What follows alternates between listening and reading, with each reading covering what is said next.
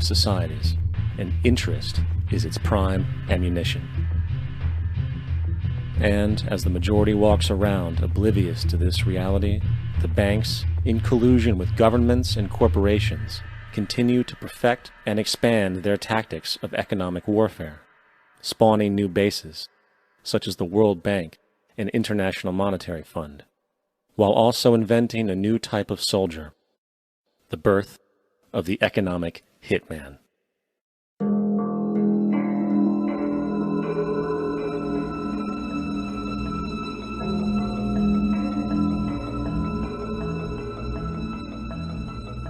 We economic hitmen really have been the ones responsible for creating this first truly global empire. And we work many different ways.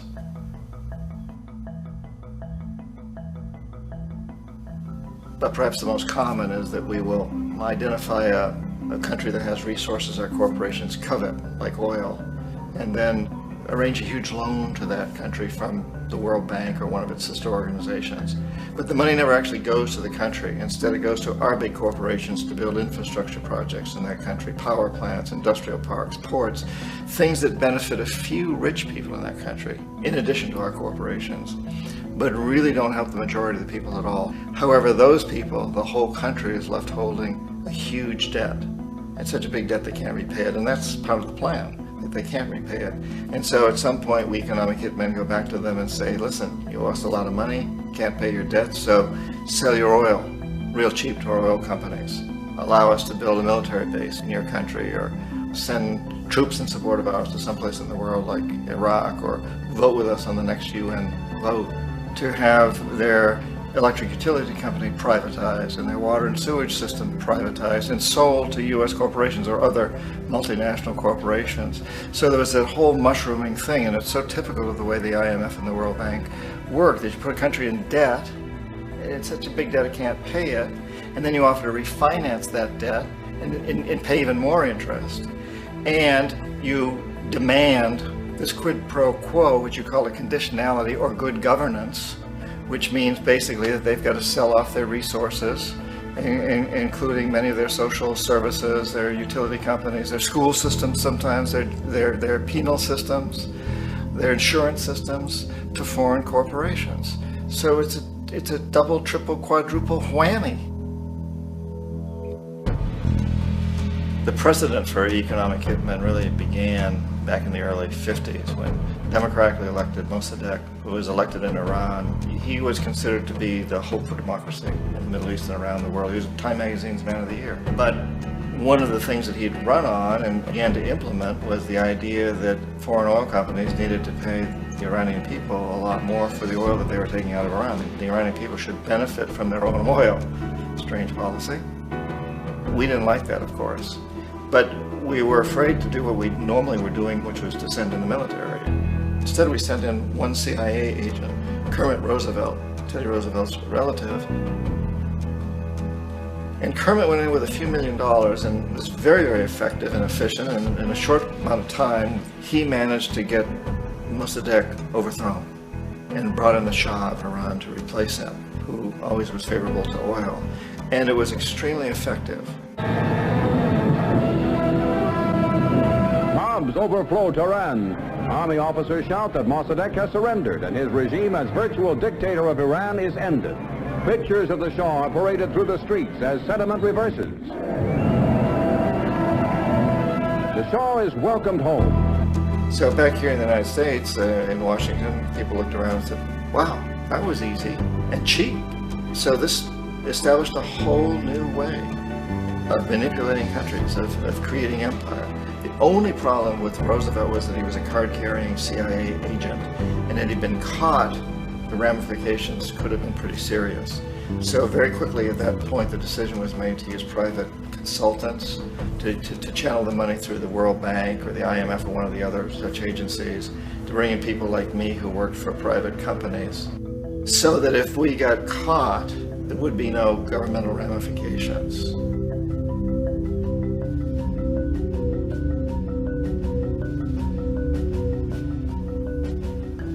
When Arbenz became president of Guatemala, the country was very much under the thumbs of United Fruit Company, the big international corporations. And Arbenz ran on this ticket that says, you know, we want to get the land back to the people.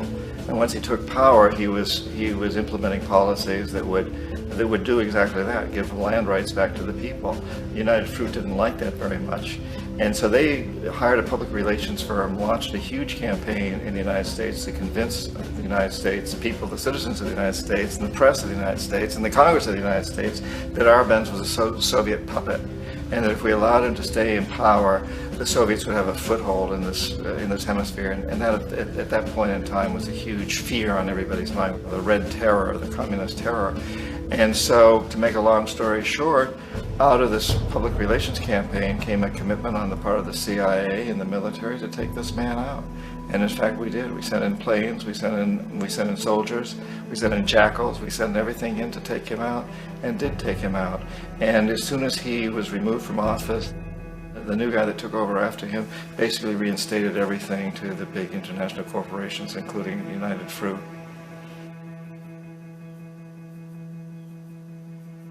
Ecuador for many, many years had been ruled by pro-US dictators, often relatively brutal. Then it was decided that they were going to have a truly democratic election. Jaime Roldos ran for office, and his main goal, he said, as president would be to make sure that Ecuador's resources were used to help the people. And he won, overwhelming, by more votes than anybody had ever won anything in Ecuador. And he began to implement these policies to make sure that the profits from oil went to help the people. Well, we didn't like that in the United States.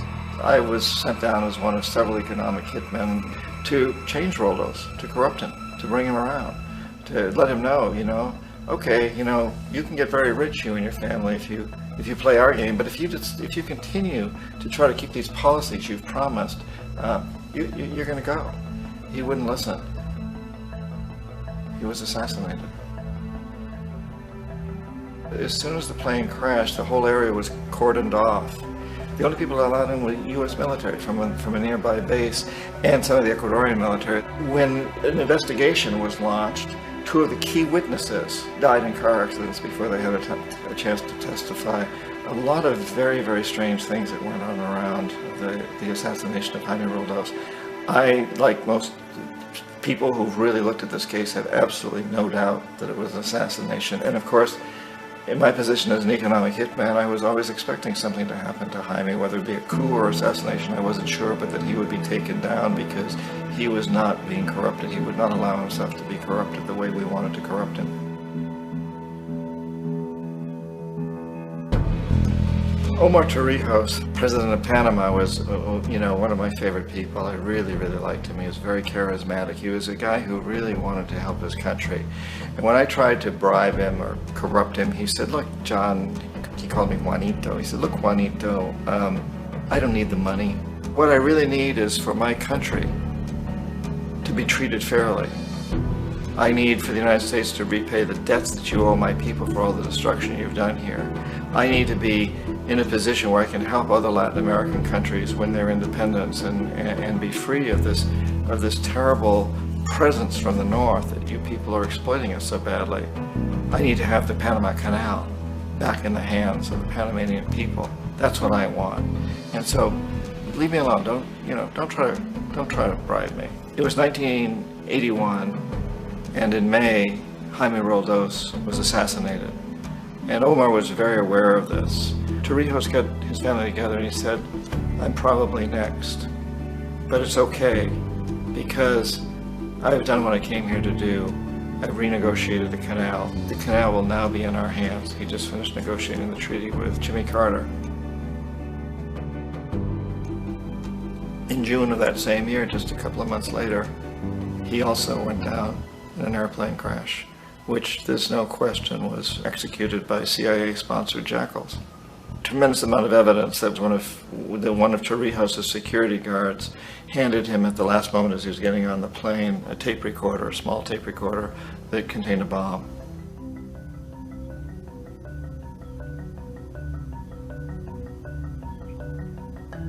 It is interesting to me how this system has continued pretty much the same way for years and years and years, except the economic hitmen have got better and better and better. Then we come up with, very recently, what happened in Venezuela. In 1998, Hugo Chavez gets elected president, following a long line of presidents who had been very corrupt and basically destroyed the economy of the country. And Chavez was elected amidst all that. Chavez stood up to the United States, and he's done it primarily demanding that Venezuelan oil be used to help the Venezuelan people. Well, we didn't like that in the United States. So in 2002, a coup was staged, which is no question in my mind, and most other people's minds, that the CIA was behind that coup.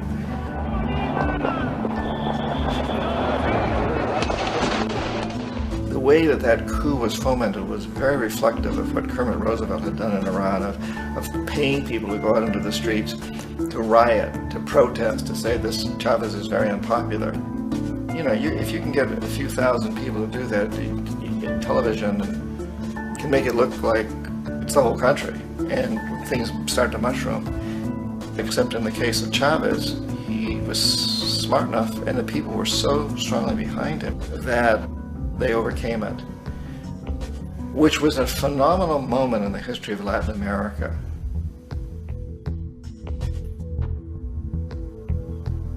Iraq actually is a perfect example of the way the whole system works. So we economic hitmen are the first line of defense. We go in and we try to corrupt governments and get them to accept these huge loans, which we then use as leverage to basically own them. If we fail, as I failed in Panama with Omar Torrijos and in Ecuador with Jaime Roldos, men who refuse to be corrupted, then the second line of defense is we send in the jackals. And the jackals either overthrow governments or they assassinate. And once that happens and a new government comes in, and boy, it's going to toe the line, because the new president knows what will happen if he doesn't. In the case of Iraq, both of those things failed. Economic hitmen were not able to get through to Saddam Hussein. We tried very hard. We tried to get him to accept a deal very similar to what the House of Saud had accepted in Saudi Arabia, but he wouldn't accept it. And so the jackals went in to take him out. They couldn't do it. His security was very good. After all, he had one time worked for the CIA. He'd been hired to assassinate a former president of Iraq and failed, but he knew the system. So in '91, we send in the troops and we take out the Iraqi military. So we assume at that point that Saddam Hussein is going to come around. We could have taken him out, of course, at that time, but we didn't want to. He's the kind of strong man we like. He controls his people. We thought he could control the Kurds and keep the Iranians in their border and keep pumping oil for us. And that once we took out his military, now he's going to come around. So the economic hitmen go back in the 90s without success. If they'd had success, he'd still be running the country. We'd be selling him all the fighter jets he wants and everything else he wants. But they couldn't, they didn't have success. The jackals couldn't take him out again, so we sent the military in once again, and this time we did the complete job and took him out, and in the process created for ourselves some very, very lucrative construction deals. We had to reconstruct a country that we'd essentially destroyed, which is a pretty good deal if you own construction companies, big ones. So, you know, Iraq shows the three stages. The economic hitmen failed there, the jackals failed there, and as a final measure, the military goes in. And in that way, we've really created an empire, but we've done it very, very subtly. It's clandestine. All the empires of the past were built on the military, and everybody knew they were building them. So the British knew they were building them, the French, the Germans, the Romans, the Greeks. And they were proud of it, and they always had some excuse, like spreading civilization, spreading some religion, something like that. But they knew they were doing it. We don't. The majority of the people in the United States have no idea that we're living off the benefits of a clandestine empire, that today there's more slavery in the world than ever before. And then you have to ask yourself, well, if it's an empire, then who's the emperor? Obviously, our presidents of the United States are not emperors. An emperor is someone who's not elected, doesn't serve a limited term, and doesn't report to anyone, essentially. So you can't classify our presidents that way. But we do have what I consider to be the equivalent of the emperor, and it's what I call the corporatocracy. The corporatocracy is this group of individuals, who run our biggest corporations, and they really act as the emperor of this empire. They control our media, either through direct ownership or advertising. They control most of our politicians because they finance their campaigns, either through their corporations or through personal contributions that come out of the corporations. They're not elected, they don't serve a limited term, they don't report to anybody. And at the very top of the corporatocracy, you really can't tell whether a person's working for a private corporation or the government because they're always moving back and forth. So, you've got a guy who one moment is the president of a big construction company like Halliburton, and the next moment he's vice president of the United States, or the president who is in the oil business. And this is true whether you've got Democrats or Republicans in the office. You have them moving back and forth through the revolving door. And in a way, our government is invisible a lot of the time, and its policies are carried out by our corporations on one level or another. And then again, the policies of the government are basically forged by the corporatocracy and then presented to the government. They become government policy. So it's an incredibly cozy relationship. This isn't a conspiracy theory type of thing. These people don't have to get together and plot to do things. They all basically work under one primary assumption, and that is that they must maximize profits regardless of the social and environmental costs.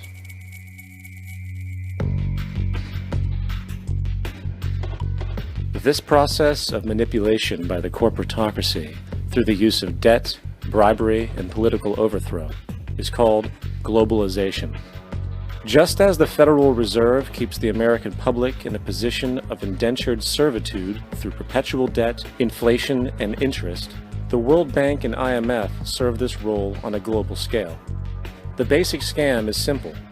Put a country in debt either by its own indiscretion or through corrupting the leader of that country, then impose conditionalities or structural adjustment policies, often consisting of the following. Currency devaluation. When the value of a currency drops, so does everything valued in it. This makes indigenous resources available to predator countries at a fraction of their worth. Large funding cuts for social programs. These usually include education and healthcare, compromising the well-being and integrity of the society, leaving the public vulnerable to exploitation. Privatization of state-owned enterprises.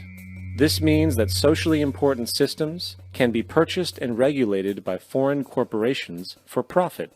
For example, in 1999, the World Bank insisted that the Bolivian government sell the public water system of its third largest city to a subsidy of the U.S. corporation Bechtel.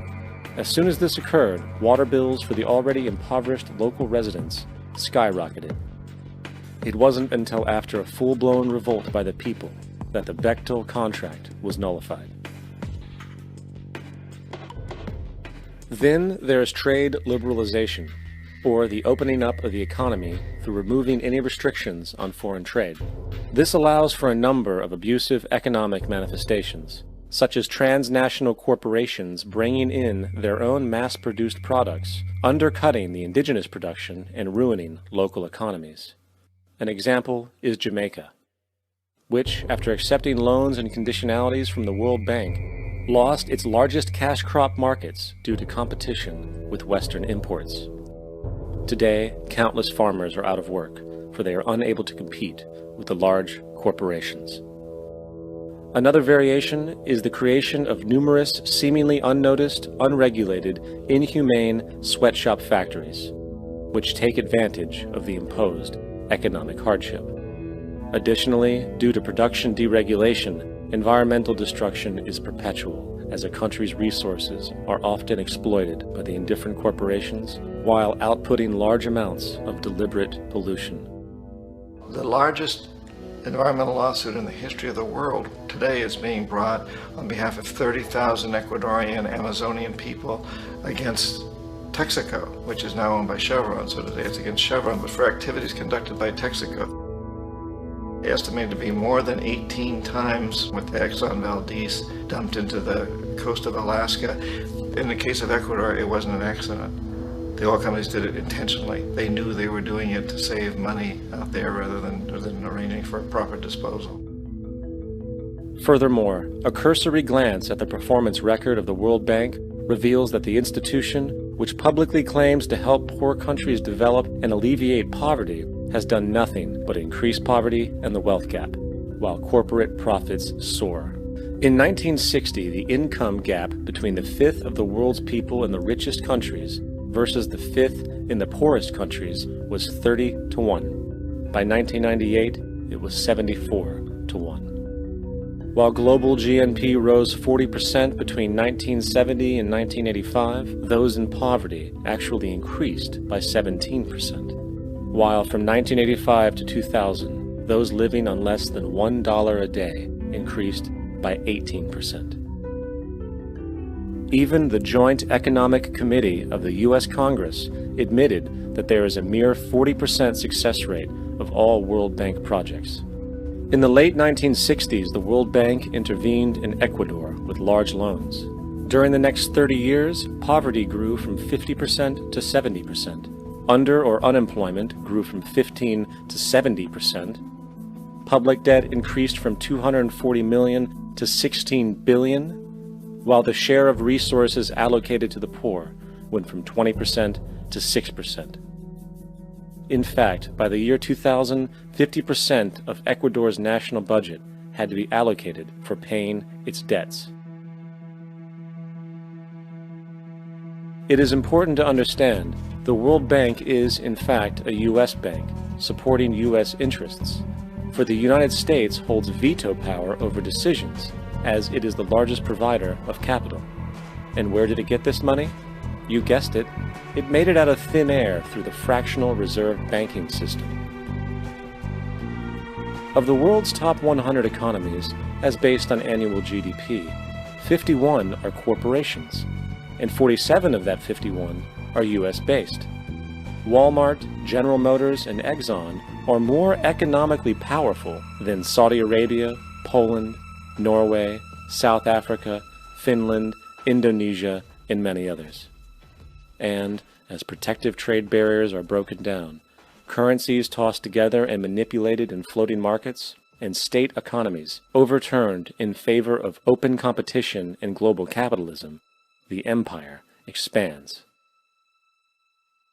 You get up on your little 21-inch screen and howl about America and democracy. There is no America. There is no democracy. There is only IBM and ITT and AT&T and DuPont, Dow, Union Carbide, and Exxon. Those are the nations of the world today. What do you think the Russians talk about in their councils of state? Karl Marx? They get out their linear programming charts, statistical decision theories, Minimax solutions, and compute the price-cost probabilities of their transactions and investments, just like we do. We no longer live in a world of nations and ideologies, Mr. Beale. The world is a college of corporations, inexorably determined by the immutable bylaws of business. The world is a business, Mr. Beale.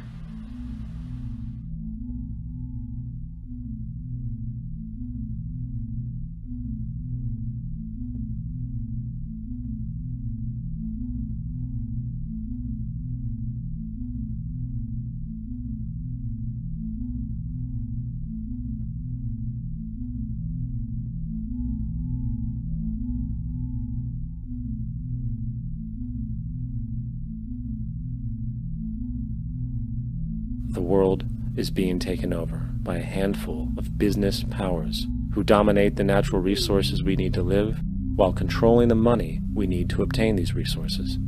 The end result will be world monopoly, based not on human life, but financial and corporate power. And as the inequality grows, naturally more and more people are becoming desperate. So the establishment was forced to come up with a new way to deal with anyone who challenges the system. So they gave birth to the terrorist. The term terrorist is an empty distinction, designed for any person or group who chooses to challenge the establishment. This isn't to be confused with the fictional Al-Qaeda, which was actually the name of a computer database for the US-supported Mujahideen in the 1980s.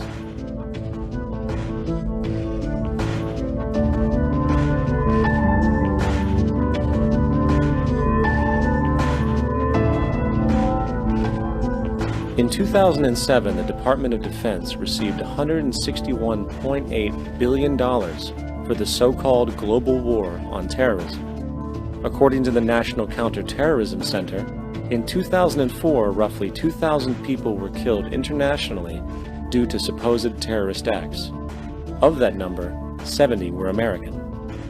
Using this number as a general average, which is extremely generous, it is interesting to note that twice as many people die from peanut allergies a year than from terrorist acts.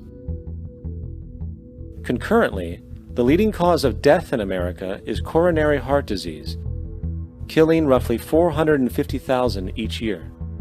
And in 2007, the government's allocation of funds for research on this issue was about $3 billion. This means that the US government in 2007 spent 54 times the amount for preventing terrorism than it spent for preventing a disease which kills 6,600 times more people annually than terrorism does. Yet, as the name terrorism and Al-Qaeda are arbitrarily stamped on every news report relating to any action taken against US interests, the myth grows wider. In mid-2008, the U.S. Attorney General actually proposed that the U.S. Congress officially declare war against the fantasy. Not to mention, as of July 2008, there are now over 1 million people currently on the U.S. terrorist watch list. These so-called counterterrorism measures, of course, have nothing to do with social protection, and everything to do with preserving the establishment amongst the growing anti-American sentiment both domestically and internationally, which is legitimately founded on the greed-based corporate empire expansion that is exploiting the world.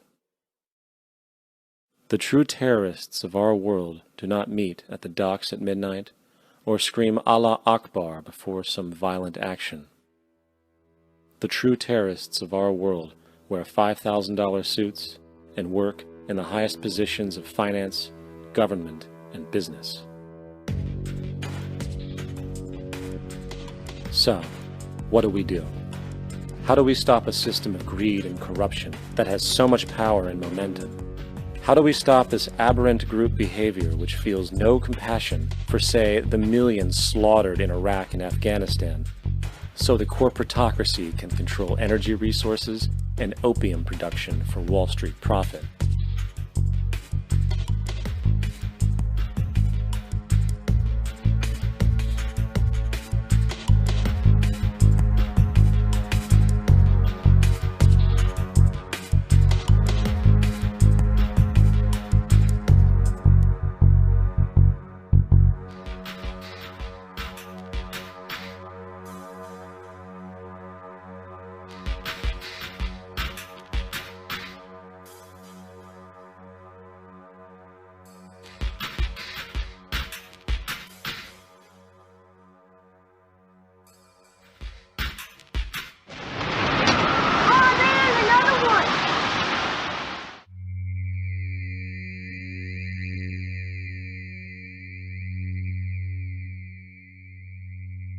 How do we stop a system of greed and corruption that condemns poor populations to sweatshop slavery for the benefit of Madison Avenue? Or that engineers false flag terror attacks for the sake of manipulation? Or that generates built-in modes of social operation which are inherently exploitative? Or that systematically reduces civil liberties and violates human rights in order to protect itself from its own shortcomings? How do we deal with the numerous covert institutions, such as the Council on Foreign Relations, the Trilateral Commission, and the Bilderberg Group, and other undemocratically elected groups which, behind closed doors, collude to control the political, financial, social, and environmental elements of our lives? In order to find the answer, we must first find the true underlying cause. For the fact is, the selfish, corrupt, power, and profit-based groups are not the true source of the problem. They